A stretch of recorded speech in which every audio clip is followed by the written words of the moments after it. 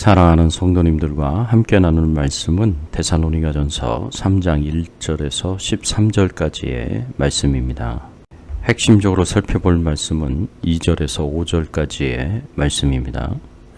우리 형제 곧 그리스도의 복음을 전하는 하나님의 일꾼인 디모데를 보내노니 이는 너희를 굳건하게 하고 너희 믿음에 대하여 위로함으로 아무도 이 여러 환난 중에 흔들리지 않게 하려 함이라. 우리가 이것을 위하여 세움받은 줄을 너희가 친히 알리라. 우리가 너희와 함께 있을 때에 장차 받을 환난을 너희에게 미리 말하였는데 과연 이렇게 된 것을 너희가 아느니라.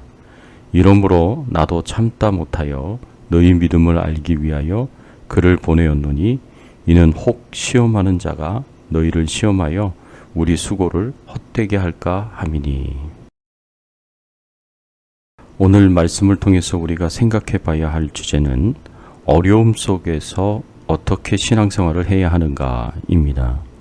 3장에서는 환난을 당하는 가운데 데살로니가 교인의 굳건한 믿음이 두드러지게 나타나는 것을 볼 수 있습니다. 바울이 데살로니가를 떠나 베레아에 머물러 잠시 복음을 전하고 그 후에는 아덴에 가서 복음을 전할 때에 데살로니가 교회 교인들에게 환난과 핍박이 임하였다는 소식을 듣고 바울은 급한 마음에 디모데를 파송하여 어떻게 되었는지 알고자 하였습니다. 그래서 본문 2절의 말씀에 보면 우리 형제 곧 그리스도의 복음의 하나님의 일꾼인 디모데를 보내노니 이는 너희를 굳게 하고 너희 믿음에 대하여 위로함으로 누구든지 이 여러 환난 중에 요동치 않게 하려 함이라 하였습니다. 사도 바울이 환난 가운데 있는 데살로니가 교회 교인들을 굳게 하고 그 믿음을 위로하여 흔들림 없는 자로 만들기 위해 디모데를 파송했다라는 말씀입니다.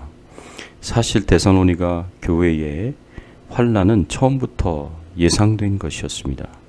왜냐하면 처음 사도 바울이 빌립보를 떠나 데살로니가에 가서 복음을 전하였을 때에 많은 반대가 있었습니다. 사도행전 17장의 말씀에 보면 데살로니가에 들어간 바울은 전례대로 회당에 들어가서 성경을 가르치고 강론하면서 복음을 증거했습니다. 예수님이 바로 구약에서부터 예언된 메시아라는 사실을 증거했을 때 경건한 많은 헬라인들과 귀부인들이 바울이 전한 복음을 받아들였습니다. 여기에 시기 질투를 가진 유대인들이 질이 안 좋은 불량배들을 동원해서 바울을 찾아다녔던 그때 찾지 못했습니다. 그래서 사도 바울을 3주 동안 대접하며 숙식을 제공했던 야손이라는 사람과 여러 형제들을 잡아들이며 이들이 가이사 외에 다른 왕인 예수를 전한다라고 말하면서 데살로니가 관리들에게 고발했습니다. 데살로니가 유대인들도 예루살렘 성의 종교 지도자들이 예수님을 빌라도에게 넘기면서 사용했었던 수법과 동일한 수법을 사용했습니다. 예수님이 가이사를 반대하고 스스로를 유대인의 정치적인 왕으로 행세하였다는 거짓말을 사용해서 관리들이 야손과 믿음의 형제들을 잡아들이게 했고 돈을 받은 이후에 보석금을 지불한 이후에야 비로소 풀어주었습니다. 이런 상황에서 바울의 전도를 받아 그리스도인들이 된 데살로니가 교인들이 그곳에서 신앙생활을 하고 복음을 전하려면 계속해서 유대인들과 관리들과 부딪히게 될 것은 뻔한 사실이었습니다. 우리는 이것을 데살로니가전서 2장 14절에서도 확인할 수 있습니다. 형제들아 너희가 그리스도 예수 안에서 유대에 있는 하나님의 교회들을 본받은 자가 되었으니 그들이 유대인들에게 고난을 받음과 같이 너희도 너희 동족에게서 동일한 고난을 받았느니라. 데살로니가의 관리들은 예수님이 로마 제국 전체의 황제인 가이사를 부정하고 스스로 왕으로 행세하였다고 믿고 있었기 때문에 그리스도인들이 이 예수님을 계속해서 믿는 것과 전파하는 것을 싫어하고 탄압하고 핍박하였던 것입니다. 환난과 핍박과 같은 어려움 속에서 우리는 어떻게 신앙생활을 해야 하겠습니까? 우리는 어려움 속에서 끝까지 믿음을 지키며 영적 전투에서 승리해야 합니다. 디모데후서 3장 12절의 말씀에 보면 무릇 그리스도 안에서 경건하게 살고자 하는 자는 박해를 받으리라 하였습니다. 경건한 삶에 박해가 없을 수 없다라는 말씀입니다. 그러나 기독교는 역사적으로 핍박이 임할 때 더 뜨겁게 예수님을 믿었고 더 크게 성장하는 줄 믿으시기 바랍니다. 왜냐하면 핍박하면 할수록 그 믿음은 더욱 순수해지고 더욱 견고해져서 결국에는 죽음을 두려워하지 않고 복음 전파에 전력하게 되고 핍박이 있는 곳에 성령의 역사가 강력하게 일어나서 더 크게 복음이 확산이 되는 것입니다. 이것은 지금도 마찬가지입니다. 그런데 환난과 핍박을 통해 복음 전파를 억제하고 기독교를 억제하는 것이 사단의 전략이기도 합니다. 오늘 본문 5절의 말씀에 보면 이러므로 나도 참다 못하여 너희 믿음을 알기 위하여 그를 보내었노니 이는 혹 시험하는 자가 너희를 시험하여 우리 수고를 헛되게 할까 함이니. 사도 바울이 이곳에서 시험하는 자가 와서 너희를 시험하여 우리 수고를 헛되게 할까 염려하였다고 고백하고 있습니다.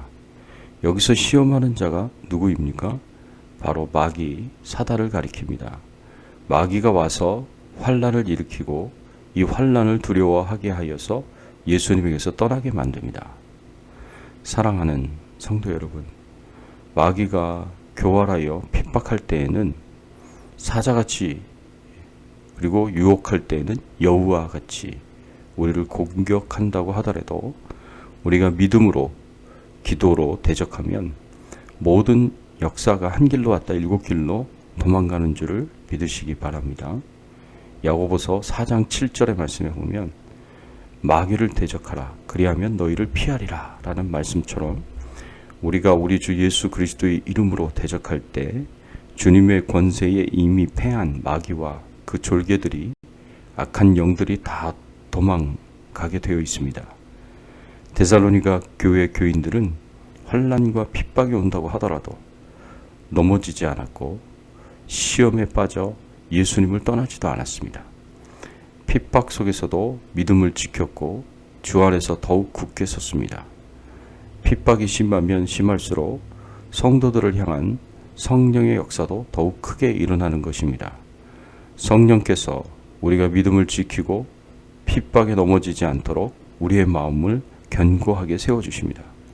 우리도 핍박과 고난 속에서도 끝까지 믿음을 지키며 더욱 성령 충만하여 영적 전투에서 승리하시기를 예수님의 이름으로 축원합니다. 함께 기도하겠습니다. 하나님 감사합니다. 오늘 말씀을 통해서 환난과 핍박과 같은 어려움 속에서도 팬데믹과 같은 어려움 속에서도 우리가 어떻게 신앙생활을 해야 하는지 알게 하시고 깨닫게 하여 주시니 감사드립니다. 우리가 어려움 속에서 끝까지 믿음을 지키며 영적 전투에서 승리해야 함을 알게 하시고 깨닫게 하여 주시니 감사를 드립니다. 저희들의 신앙을 주장하여 주시고 또 믿음을 주장하여 주셔서 끝까지 믿음을 잘 지킬 수 있도록 도와주시옵시고 우리의 믿음과 신앙을 넘어뜨리려고 하고 쓰러뜨리려고 하고 실패하도록 만드는 모든 마귀 사탄의 유혹에 저희들이 끝까지 승리할 수 있도록 도와주시옵소서. 오늘 하루도 주님과 동행하는 하루 되게 하시고 주의 나라와 영광을 위해서 살게 하여 주시옵소서. 저희들의 건강을 지켜 보호하여 주시고 기도하는 것마다 응답 주시기를 소원하오며 예수 그리스도 이름으로 간절히 기도드리옵나이다.